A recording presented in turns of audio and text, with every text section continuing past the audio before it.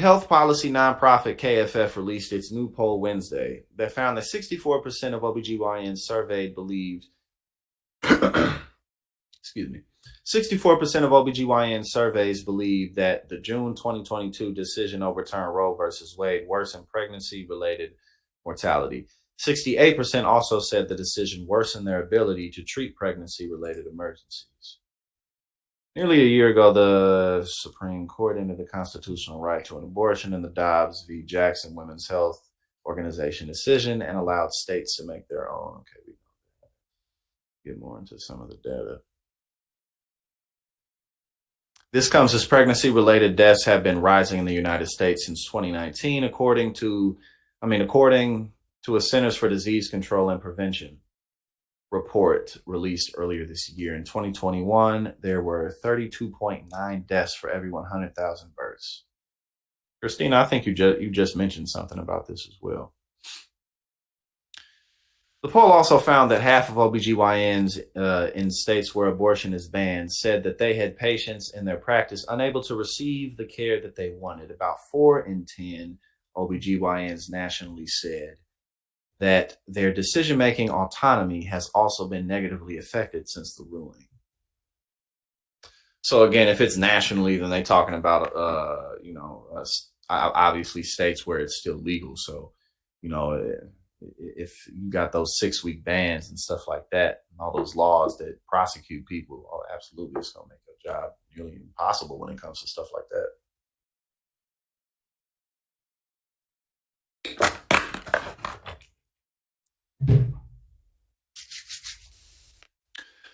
After the Dobbs decision, the poll found that just 1 in 5 office-based OBGYNs nationally said that they are providing abortion services. Nearly 30% of OBGYNs in states where abortion is legal said that they are providing the health service, while just 10% of OBGYNs in states where there are gestational limits said they are continuing to provide the care.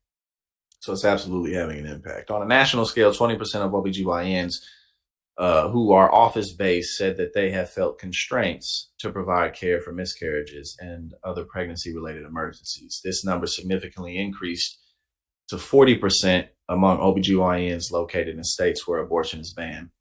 And we're going to continue to see a lot more surveys, a lot more studies, and just a lot more data in general come out about the reversal of Roe v. Wade, because, we got to keep in mind it just happened.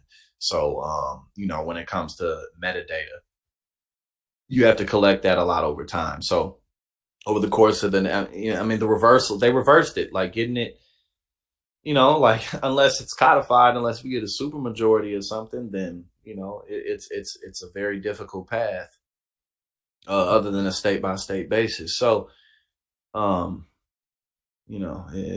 continue to see a lot more data. And every time I find stuff like this, I think I'm going to go over it, because I think, the reversal of Roe is one of the biggest political decisions of modern times. Well, the instatement and the reversal, it's all a story all in and of itself, and everything that's happened within that time.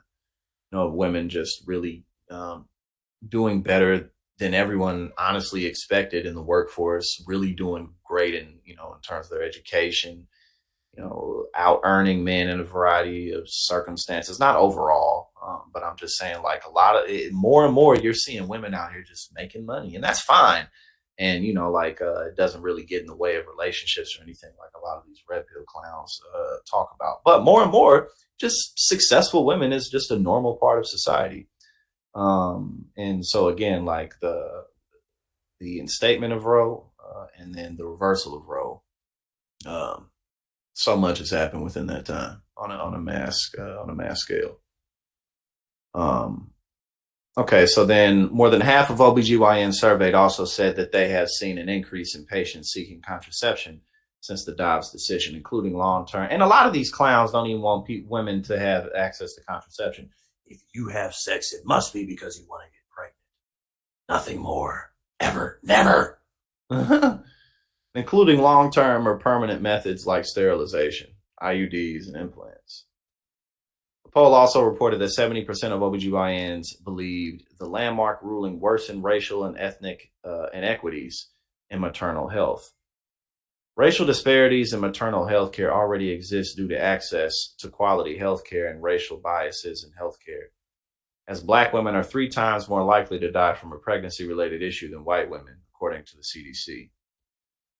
This poll was conducted from March 17th to May 18th among 569 OBGYNs and has a margin of sampling error of plus or minus 5 percentage points at the confidence level of 95%.